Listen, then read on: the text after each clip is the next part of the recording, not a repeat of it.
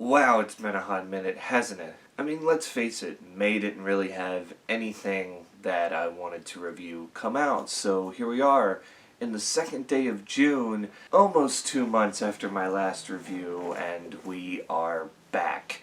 And the first album I have decided to review coming back is the Foo Fighters' new album, But Here We Are. It is the first album of theirs since the tragic passing of drummer Taylor Hawkins, and their first since Medicine at Midnight, which came out 2 years ago, I believe it was. And that album saw a shift from the band where they used a lot more elements that we weren't used to them using.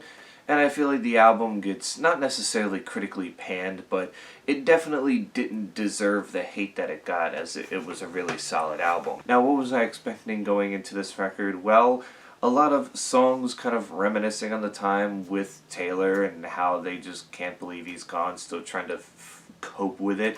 And that's what this album is. It's 10 tracks, and a lot of it just has to do with exactly what I said about Dave still not being able to process the fact that Taylor's gone, and that it's just going to be something that's going to be so hard for him to get over in the future.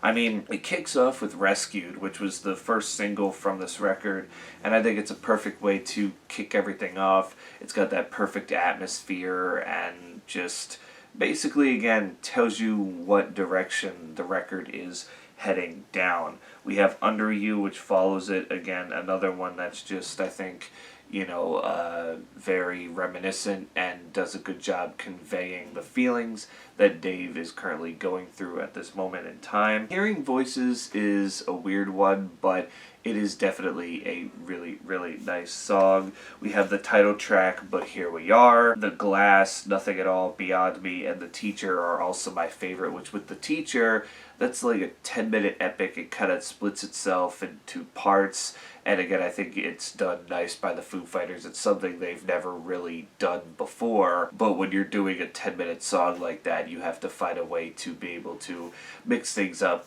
keep the attention of the listener, and that's exactly what they do on this one. I didn't have any least favorite songs, but the other two songs that I thought were just okay were Show Me How and Rest.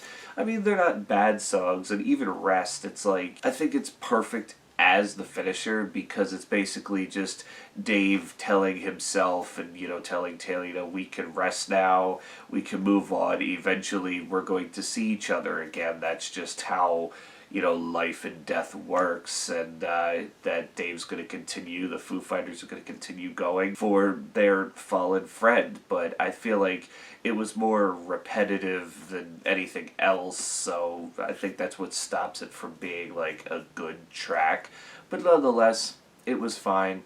It was okay, and this album overall was really nice. It wasn't hard to listen to. As a matter of fact, it just sounded like Foo Fighters went back to the basics, sort of sounding similar to their 1999 album, Nothing Left to Lose.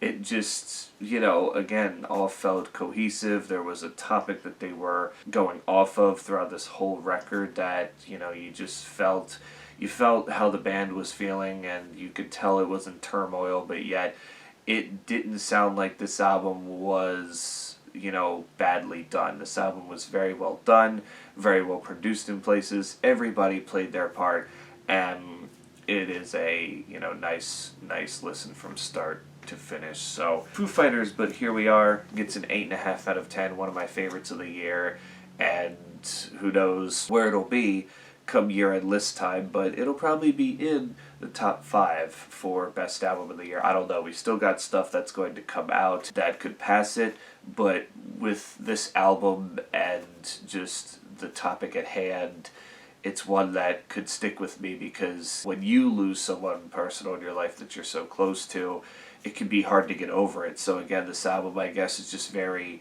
relatable to a lot of people, and usually those relatable albums tend to stay with you for a while. So yeah, that's my thoughts on this album. You can tell me in the comments below what did you think, but until then, stay safe out there, and I will catch you all in the next one.